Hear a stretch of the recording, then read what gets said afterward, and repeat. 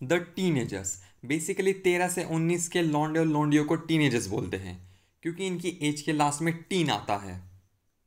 चलो ये तो हो गई कॉन्टेक्स्ट की बातें। अब आते हैं मेन टॉपिक पर, that is problems of teenagers. देखो, अगर तुम्हारे पास मेरे जैसी प्रॉब्लम्स को इग्नोर करने वाली पावर है, फिर भी तुम इस उम्र में आने वाली प्रॉब्लम्स को टैकल नहीं ही कर सकते। द रीज़न बीइंग, इस उम्र के बीच रिलेशनशिप के कीड़े बहुत तेज़ी से दौड़ते हैं।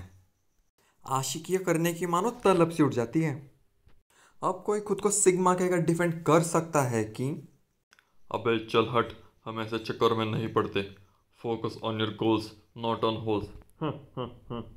लेकिन सालों कितना भी सिग्मा बन लो, कभी ना कभी तुम लोगों की भी इच्छा होती है कि इस लड़की या लड़के से थोड़ा बहुत अटेंशन मिल ही जाए।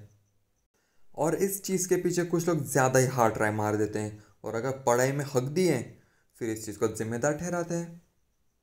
स्पेशली लड़के ऐसा बहुत करते हैं, और लड़कियों से आप कम ही सुनोगे कि उनकी पढ़ाई पर किसी लड़के की वजह से कुछ परिणाम पड़ा होगा। क्योंकि लड़कियां स्मार्ट होती है, they know the priorities bro. Tuition का चक्कर ट्यूशन में, स्कूल का चक्कर स्कूल में, लेकिन घर में तो आशिकियाँ करनी इम्पॉसिबल है ना। Because your daddy is ready with his leather वाली बेल्ट एंड मम्मी विथ बेलन to remove the kid of आशिकी। मगर हम हरामी लौंडे किसी लड़की के साथ अटैचमेंट हो गई तो बस हो गई। वो क्या कर रही होगी, क्या वो मेरे बारे में सोचती होगी, कल उससे क्या बातें करूं, एक्सेट्रा एक्सेट्रा। इसी चक्कर में जिसे प्रायोरिटी देनी चाहिए, जो कि स्टडी है, उसे हम नज़रअंदाज कर देते हैं। अगर तुम्हें सिर्फ पढ़ाई पर कंसंट्रेट करना है या फिर किसी और चीज़ पर फोकस करना है, और तुम्हें लगता है कि आशिकियाँ तुम्हारे बीच में आ रही है, तो सिर्फ एक बात याद रखना। आशिकी बाजी है ताश की, टूटते बनते विश्वास की। Moving on to the attitude issues. Attitude issues generally लड़कों में कम ही होते हैं, लेकिन कुछ कुछ नकचड़े होते हैं जो खुद को इस दुनिया का राजा समझते हैं। उनमें बड़ा एटीट्यूड होता है भाई। स्पेशली जो टॉपर्स लोग होते हैं, जो टीचर लोग की बहुत चाटते हैं। थोड़े से टॉपर्स या सिर्फ सब टॉपर्स ऐसा नहीं होता है। जितना मैंने एक्सपीरियंस किया है ना, तो लड़कियों में ड्यूरिंग दिस एज बहुत ज़्यादा एटीट्यूड होता है। तुम उनकी मिस्टेक बस पॉइंट आउट करके दिखाओ, ऐसा भद्दा लोग देती है ना, मानो तुम्हें खा ही डालेगी। ऊपर से तुम पर भड़क के रिप्लाई भी देगी, हाँ हाँ ठीक है, तुझसे किसी ने पूछा नहीं था। ये लड़कियां न जाने हम लड़कों को क्या समझती हैं। हम अगर गलती भी हमारी है ना, लौंडियों की एक नज़र से ही फ्लैट हो जाते हैं और उनके आगे पीछे कुत्तों जैसा बिहेव करते हैं। फिर इन पापा की परियों के भाव तो चढ़ेंगे ही ना। ऑन अ सीरियस नोट, कुछ लड़कियां बहुत अच्छी होती हैं, बट लॉन्डो, focus on your goals not on holes. अब अगर तुम टीनेजर हो तो तुम्हें 2 बार बोर्ड्स देनी ही पड़ती हैं, unless you opt for a diploma. लेकिन फिर भी एटलीस्ट एक बार तो बोर्ड्स देनी ही पड़ती है। बोर्ड्स के टाइम पर अलग ही माहौल होता है। पेरेंट्स अचानक हमारी पढ़ाई को लेकर सुपर स्ट्रिक्ट हो जाते हैं। मम्मी कहेगी, चिंटू के पापा, हमारे चिंटू की इस साल बोर्ड से, अब से टीवी का रिचार्ज मत कराना। उधर पापा के मन में चल रहा होता है, हाँ हाँ कर दूंगा, रोज के रोने धोने में सीरियल से तो छुटकारा मिल जाएगा।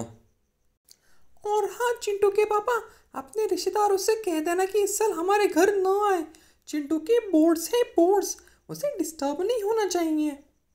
हाँ हाँ, मेरे रिश्तेदार आते हैं ना हमारे घर, तुम्हारा वो भाई हर हफ्ते इतवार को मुझे इस पलंग पर खर्राटे मारते हुए दिखता है। उसको भी कह देना कि इस साल मेरे घर मत आना। चिंटू के बोर्ड से बोर्ड्स। हाँ हाँ, तुम्हें तो सिर्फ मेरे मायके वाले दिखते हैं ना। साला इधर चिंटू के बोर्ड्स तो बाजू में रह गए, मम्मी पापा के झगड़े शुरू हो गए। इस दौरान स्कूल वाले डंडा करते हैं, घर वाले डंडा करते हैं, ट्यूशन वाले डंडा करते हैं, और रिश्तेदार बिन मांगी हुई करियर काउंसलिंग करते हैं। इनके खुद के बच्चों ने इनका घंटा कुछ नहीं सुना, और ये उम्मीद करते कि हम इनके सुनेंगे।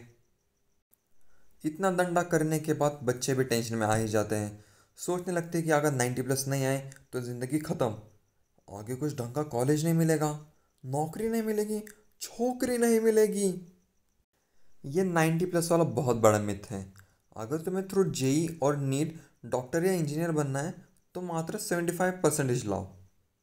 और अगर तुम्हारे बाप ने सुट्टे में पैसा न उड़ाकर तुम्हारे डोनेशन के लिए पैसे बचा कर रखे हैं, फिर तो तुम्हारी बल्ले बल्ले, स्कूल पास आउट हो जाओ और प्राइवेट यूनिवर्सिटी में घुस जाओ। अब बात आती है हवस की। हार्मोनल चेंजेस में जो विजिबल चेंजेस होते हैं जैसे कि पिंपल्स, ऑयली स्किन, लौंडों में फेशियल हेयर ग्रोथ एक्सेट्रा। लेकिन एक नॉन विजिबल हार्मोनल चेंज भी होता है जो कि हमारे थिंकिंग को अफेक्ट करता है। आम भाषा में बताऊं तो हमें हवस की तरफ अट्रैक्ट करता है। ओह ये baby, I am fucking loving it.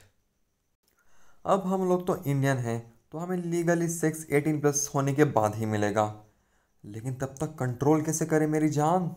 एहे रहा नहीं जाता, तड़प ही ऐसी है ना। नहीं, सुके। अच्छा सुनो, तब तक के लिए सोल्यूशन होता है पॉर्न।